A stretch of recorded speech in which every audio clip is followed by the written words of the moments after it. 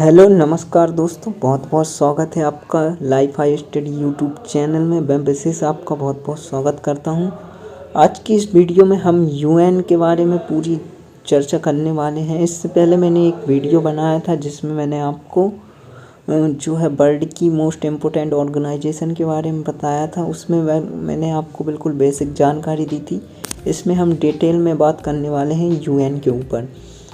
तो चलिए वीडियो को शुरू करते हैं। ये आप देख सकते हैं, ये यूएन है, यूनाइटेड नेशन, संयुक्त राष्ट्र। इसके परमानेंट मेंबर की बात करें तो इसके 5 जो है परमानेंट मेंबर हैं, स्थायी सदस्य हैं। चाइना, फ्रांस, रूस, यूके एंड यूएस, ये 5 परमानेंट मेंबर हैं। परमानेंट मेंबर की बात करें तो इनका मतलब क्या है कि इनके पास जो है वीटो पावर है। और ये जो है जब इसकी स्थापना हुई थी तब जो पावरफुल कंट्री थी वो ये 5 थी। तो इन 5 ने मिलके सोचा कि हमको एक अंतर्राष्ट्रीय ग्रुप बनाना चाहिए। तो इस सिलसिले में फिर यूएन का निर्माण किया गया था वर्ल्ड वॉर 2 के बाद। तो यूएन का जो हम देखते हैं स्थापना 24 अक्टूबर 1945 को की गई थी, वर्ल्ड वॉर 2 के जस्ट बाद। क्योंकि वर्ल्ड वॉर 2 के बाद ऐसा लगा था कि कुछ ऐसा अंतर्राष्ट्रीय जो होना चाहिए जो सभी देशों के बीच में सामंजस्य बैठा सके, जिससे कि कोई भी देश किसी पर भी आक्रमण ना करे या कोई भी मिसअंडरस्टैंडिंग ना हो सके।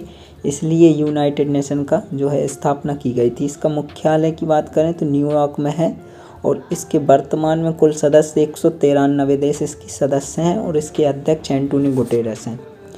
ये तो बात हो गई जनरल डिटेल की। हाल ही में इसमें लास्ट में जो सम्मिलित देश हुआ है वो है दक्षिण सूडान। इसमें अधिकृत भाषा की बात करें तो इसमें 6 भाषाएं हैं जो अधिकृत हैं, मतलब यूएन में यूज़ की जाती हैं, जिसमें से 5 तो परमानेंट मेंबर की है और एक आप याद रख सकते हैं अरबी भाषा वैसे जो नॉन परमानेंट मेंबर की है। संयुक्त राष्ट्र के 6 प्रमुख अंग होते हैं जो है महासभा, सुरक्षा परिषद, आर्थिक एवं सामाजिक परिषद और अंतर्राष्ट्रीय न्यायालय, सचिवालय और न्याय परिषद। ये 6 प्रमुख अंग हैं। अब इनके ऊपर भी अपन चर्चा कर लेते हैं कि आखिर ये होते क्या हैं। तो जनरल असेंबली आप देख सकते हैं, इस प्रकार से जनरल असेंबली होती है। इसमें यूएन के 193 सदस्य जो है भाग लेते हैं और इसमें कोई भी फैसला 2/3 के भाग में हो जाता है, यानी कि 2/3 लोगों पर कोई भी जो है फैसला हो जाता है या बिल पारित हो जाता है। इसमें मुख्यतः 2-3 चीज़ों के ऊपर बात की जाती है, जैसे किसी देश को ऐड करना या किसी को सस्पेंड करना। और यूएन का जो भी मतलब अपन क्या कहते हैं बजट के ऊपर इसमें बात की जाती है। और ये जनरल असेंबली किसी भी देश को सजेशन भी देती है। इसके बाद जो मेन आती है वो है सुरक्षा परिषद, यानी कि सिक्योरिटी काउंसिल। ये बहुत ही इम्पोर्टेंट हिस्सा हो जाता है यूएन का, क्योंकि किसी भी देश के सिक्योरिटी को लेकर सारी बातचीत यहीं होती हैं। इसी में परमानेंट मेंबर 5 होते हैं जो कि इसमें भाग लेते हैं और जो है अपने 10 नॉन स्थायी सदस्य होते हैं जो कि 2-2 साल के लिए अंतर पे इसमें चुने जाते हैं। इसमें कुल 15 देश बैठते हैं और इसी पे जो है सिक्योरिटी को लेकर बातचीत होती है। इसमें एक सबसे बड़ी इसकी कमजोरी है परमानेंट के पास मिली वीटो पावर। इसमें जो परमानेंट मेंबर हैं 5, उनके पास एक वीटो पावर होती है। अगर किसी भी बिल के ऊपर उसने वीटो पावर कर दिया या किसी भी निर्णय के ऊपर किसी भी 5 में से किसी भी एक देश ने वीटो कर दिया तो वो बिल वहीं समाप्त हो जाता है और सिक्योरिटी काउंसिल नाम के लिए रह जाता है। आपने कई घटनाएं ऐसी देखी होंगी। हाल ही में रूस ने यूक्रेन पर आक्रमण कर दिया पर यूएन देखता रह गया, यूएन कुछ नहीं कर पाया। सिक्योरिटी काउंसिल में बात उठी, यूएस ने बात उठाई और जो है रसिया के ऊपर कार्रवाई करने के लिए बिल पारित किया गया, लेकिन उस पर रसिया ने खुद ही वीटो कर दिया क्योंकि वो यूएन का परमानेंट मेंबर है और उसके पास वीटो पावर है। तो वीटो करने के बाद ये कुछ नहीं कर सकता, ये नाम मात्र का रह जाता है। अगर वीटो पावर नहीं होती और किसी और देश ने हमला किया होता तो इसके 193 देश की सेना जो है एकत्रित होकर उस देश पर एक्शन लेने की पावर रखती है। तो ये बहुत पावरफुल है, लेकिन वीटो इसकी बहुत बड़ी कमजोरी बन जाती है। इसके बाद आती है इकोनॉमी एंड सोशल काउंसिल।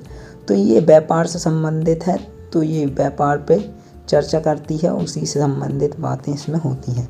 उसके बाद आता है अंतर्राष्ट्रीय न्यायालय, the international court of justice. जैसे हमारे यहाँ सुप्रीम कोर्ट, हाई कोर्ट होता है, उसी प्रकार यूएन का एक कोड है, इंटरनेशनल कोर्ट ऑफ जस्टिस। यहाँ पर अंतर्राष्ट्रीय लेवल पर आतंकवादी या किसी भी न्यायालय दो देशों के बीच में हुई झड़प, बाउंड्री डिस्प्यूट के ऊपर जो है फैसले किए जाते हैं।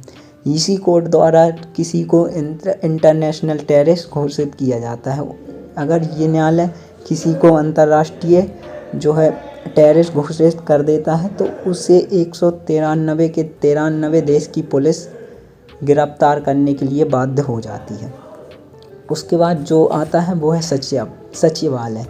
इसी में जो है सचिव बैठते हैं, जो कि एंटोनियो गुटेरेस हैं, और यही इसको स्पोक पर्सन होते हैं। ये जो भी यूएन की जो भी घोषणाएं होती हैं वो उनके द्वारा की जाती हैं।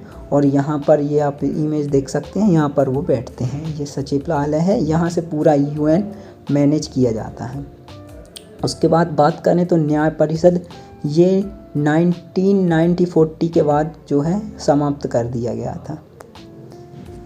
तो इस वीडियो में फ़िलहाल इतना ही। वैसे तो यूएन के ऊपर काफ़ी सारी चर्चाएं हो सकती हैं, काफ़ी ज़्यादा है डेटा उसके ऊपर, लेकिन आपके लिए जो इम्पोर्टेंट जानकारी थी वो मैंने आपको दे दी है। इस वीडियो को बनाने में सच में गाइस बहुत मेहनत लगी है। तो अगर वीडियो अच्छी लगी हो तो एक लाइक करके ज़रूर जाना, और इसी प्रकार की वीडियो के लिए आप मेरे चैनल को सब्सक्राइब कर सकते हैं। Thanks for watching this video.